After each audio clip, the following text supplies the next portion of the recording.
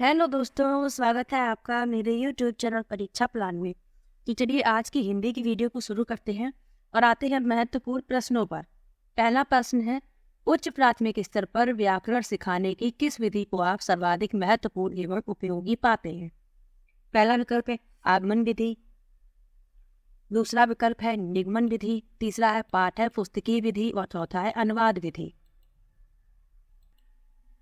तो इस प्रश्न के लिए पहला विकल्प सही है, आगमन विधि। अब आगमन विधि कहते किसे हैं? इसमें पहले उदाहरण प्रस्तुत किए जाते हैं, उसके बाद नियम बताया जाता है, तो ये आगमन विधि होती है। पहला विकल्प सही है। अगला प्रश्न देखते हैं। लिखा है उच्च प्राथमिक स्तर पर भाषा शिक्षण का उद्देश्य नहीं है। पहला विकल्प है निजी अनुभवों के आधार पर भाषा का सृजनशील प्रयोग, दूसरा है भाषा की व्याकरणिक बिंदुओं की परिभाषाओं को जानना, तीसरा है भाषा की बारीकी और सौंदर्य बोध को समझने की क्षमता का विकास और चौथा है विभिन्न साहित्यिक विधाओं की समझ का विकास।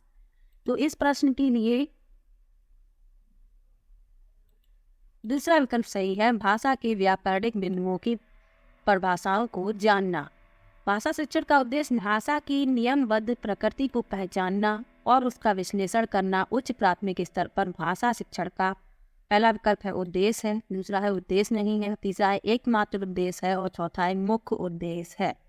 तो इस प्रश्न के लिए पहला विकल्प सही है, उद्देश्य है। अगला प्रश्न देखते हैं। अगला प्रश्न है, उच्च प्राथमिक स्तर पर बच्चों के भाषा विकास के लिए जरूरी है कि समृद्धि का व अन्य विषयगत शिक्षण युक्ति में उपयोग किया जाए। फिल करना है इसमें, तो चलिए फिल करते हैं।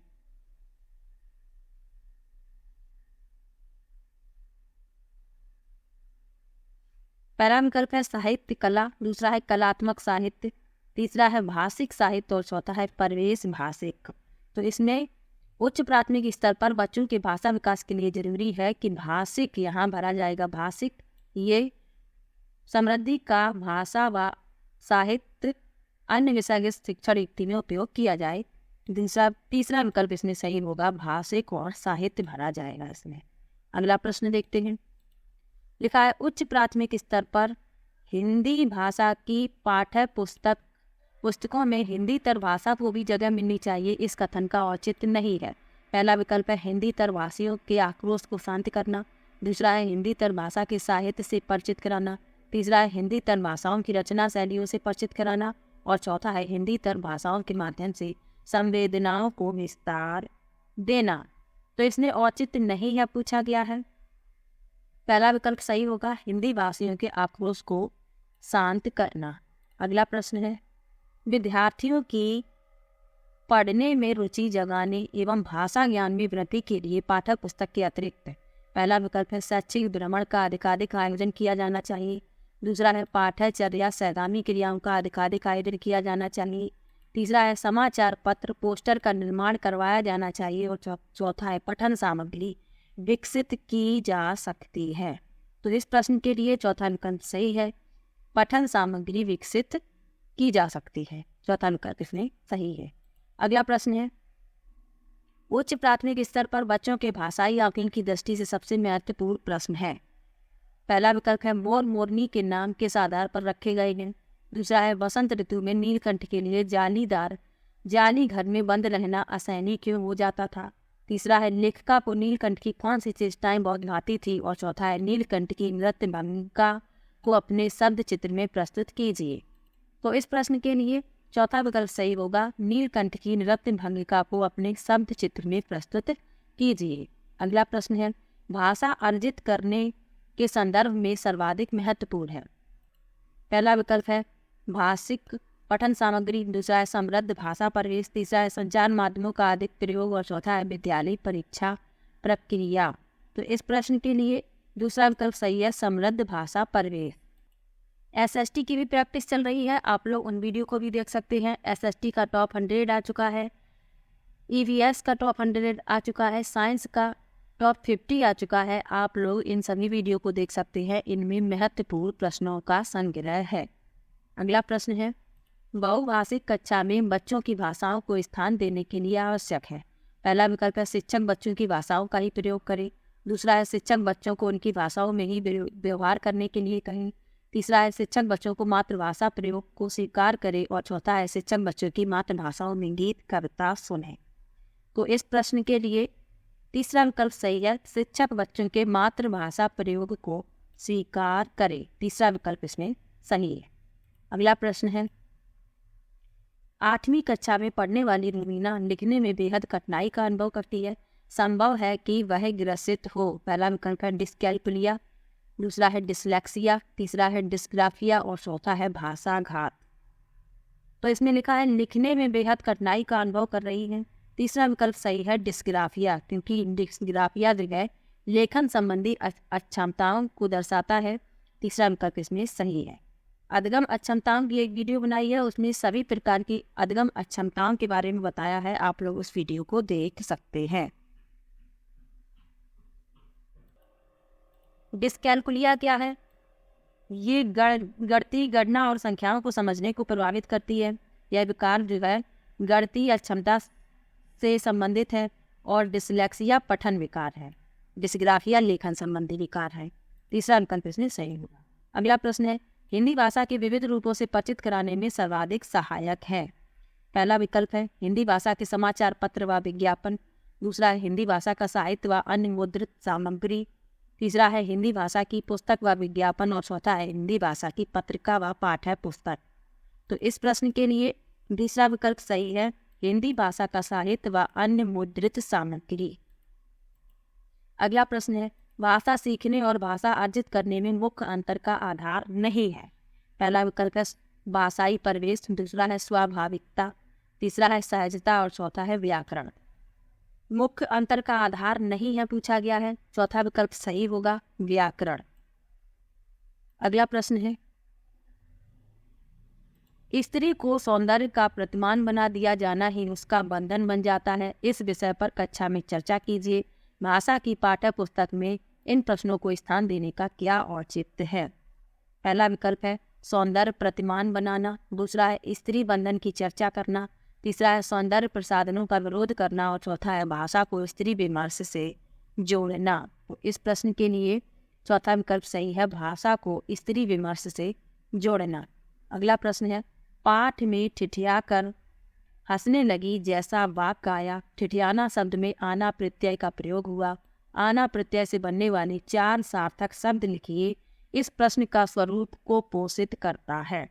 पहला विकल्प है प्रत्यय का समस्त ज्ञान, दूसरा है सूत्र शैली व्याकरण, तीसरा है संदर्भ में व्याकरण और चौथा है पाठ्य पुस्तकीय व्याकरण।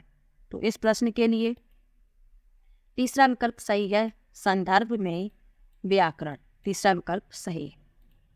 अगला प्रश्न है, उच्च प्राथमिक स्तर पर परिचित कराने की प्रक्रिया पर बल दिया जाता है। पहला विकल्प है लेखन प्रक्रिया से, दूसरा है पहला विकल्प है पठन प्रक्रिया से, दूसरा है लेखन प्रक्रिया से, तीसरा है अलंकार व छंद से और चौथा है साहित्यिक विधाओं से।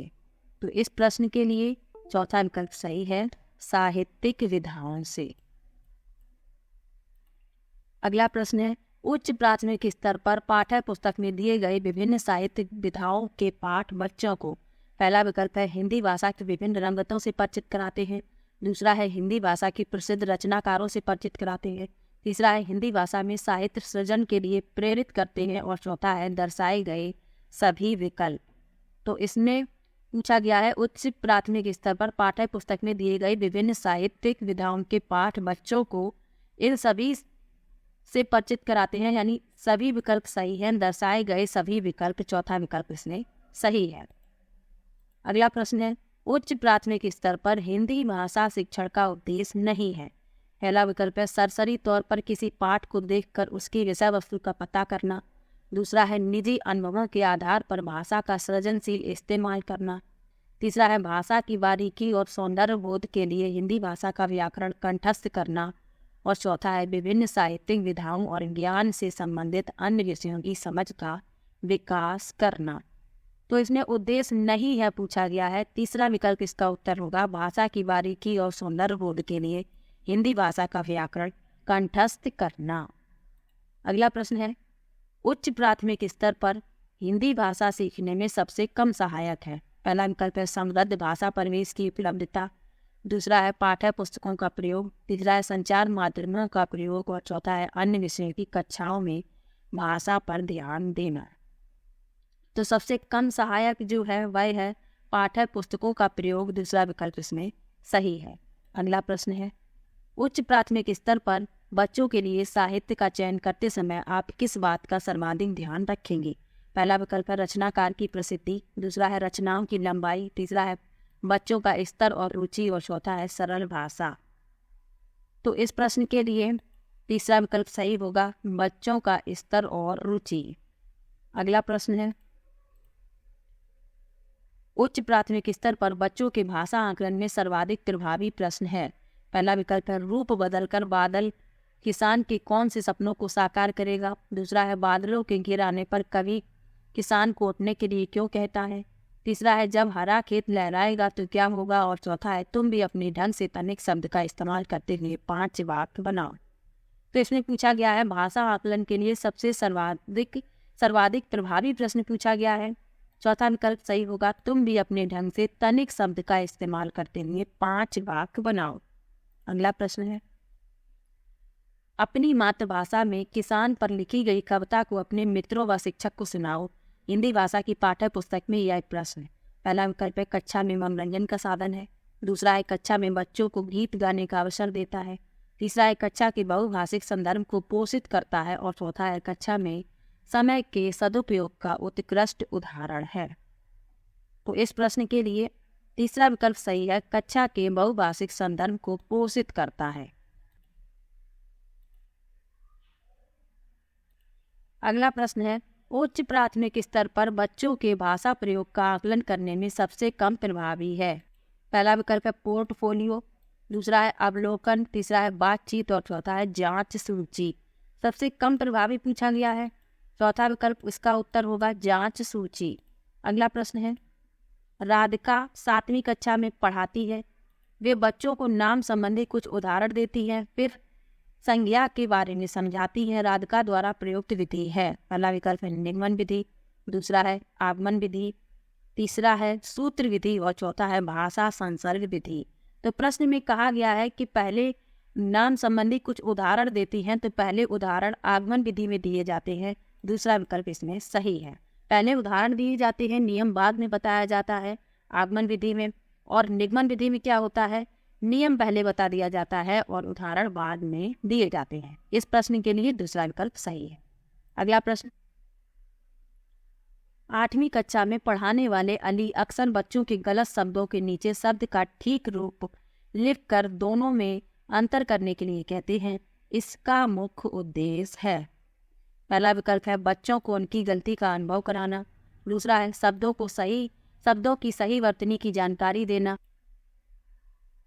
तीसरा है अवलोकन द्वारा सही वर्तनी की ओर ध्यान आकृष्ट करना और चौथा है आकलन को लचीला और सुविधापूर्ण बताना। तो इस प्रश्न के लिए तीसरा विकल्प सही होगा, अवलोकन द्वारा सही वर्तनी की ओर ध्यान आकृष्ट करना। अगला प्रश्न है, उच्च प्राथमिक स्तर पर बच्चों की लिखित अभिव्यक्ति का विकास करने में सबसे कम सहायक है। पहला विकल्प है कविता की अधूरी पंक्तियों को देखकर पूरा करो, दूसरा है अपने बचपन की कोई ऐसी घटना लिखो जब शराब करने पर डांट पड़ी हो, तीसरा है अगर तुम्हारे घर के किसी कोने में चिड़िया अपना घोंसला बना ले तो तुम क्या करोगे, और चौथा है नादान दोस्त कहानी का अंत परिवर्तित करते हुए कहानी को अपने शब्दों में लिखो। तो इसमें लिखा है लिखित अभिव्यक्ति का विकास करने में सबसे कम सहायक है, तो इसमें पहला विकल्प इसका उत्तर होगा, कविता की अधूरी पंक्तियों को देखकर पूरा करो। अगला प्रश्न है, बच्चों में पढ़ने लिखने की कुशलता के विकास में सर्वाधिक सहायक है। पहला विकल्प है सुलेख का कार्य, दूसरा है सुर्त लेख का कार्य, तीसरा है कहानी पढ़कर सवाल बनाना और चौथा है प्रदूषण पर निबंध लिखना। तो इस प्रश्न के लिए तीसरा विकल्प सही है, कहानी पढ़कर सवाल बनाना। अगला प्रश्न है, कक्षा में बहुभाषिक संदर्भ यह मांग करता है कि पहला विकल्प है बच्चों की मातृभाषा को कक्षा में स्थान दिया जाए, दूसरा है बच्चों की मातृभाषा को ही पढ़ाया जाए, तीसरा है बच्चों को 4 भाषाएं पढ़ाई जाए और चौथा है बच्चों का भाषा आकलन बिल्कुल ना हो। तो इस प्रश्न के लिए पहला विकल्प सही है, बच्चों की मातृभाषा को कक्षा में स्थान दिया जाए। अगला प्रश्न है, उच्च प्राथमिक स्तर पर हिंदी भाषा शिक्षण का एक महत्वपूर्ण उद्देश्य है। पहला विकल्प है बोलने की क्षमता के अनुरूप लिखने की क्षमता का विकास। दूसरा है हिंदी के व्याकरणिक बिंदुओं को कंठस्थ करना। तीसरा है हिंदी भाषा के विविध स्वरूपों की जानकारी देना। और चौथा है हिंदी भाषा में अनुवादित सामग्री को पढ़ना।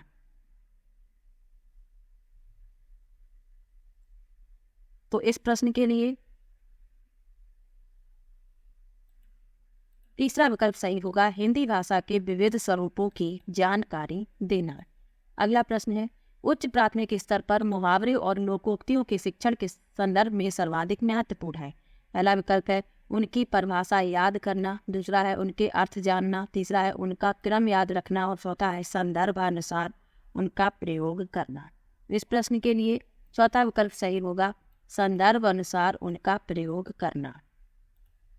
आज का आखिरी प्रश्न है, कक्षा के बहुभाषिक और सांस्कृतिक संदर्भों के प्रति संवेदनशीलता का विकास करना। पहला विकल्प है भाषा नीति की जटिल समस्या है। दूसरा है हिंदी भाषा शिक्षण के प्रति अरुचि का कारण है। तीसरा है हिंदी भाषा शिक्षण में एक जटिल समस्या है। और चौथा है हिंदी भाषा शिक्षण का एक मुख्य उद्देश्य है। तो इस प्रश्न के लिए चौथा विकल्प सही है, हिंदी भाषा शिक्षण का मुख्य उद्देश्य है। तो वीडियो कैसा लगा कमेंट बॉक्स में ज़रूर बताइएगा। किसी भी प्रश्न में डाउट हो तो कमेंट बॉक्स में ज़रूर लिखिएगा। मिलते हैं एक और नई वीडियो के साथ, तब तक के लिए बाय बाय।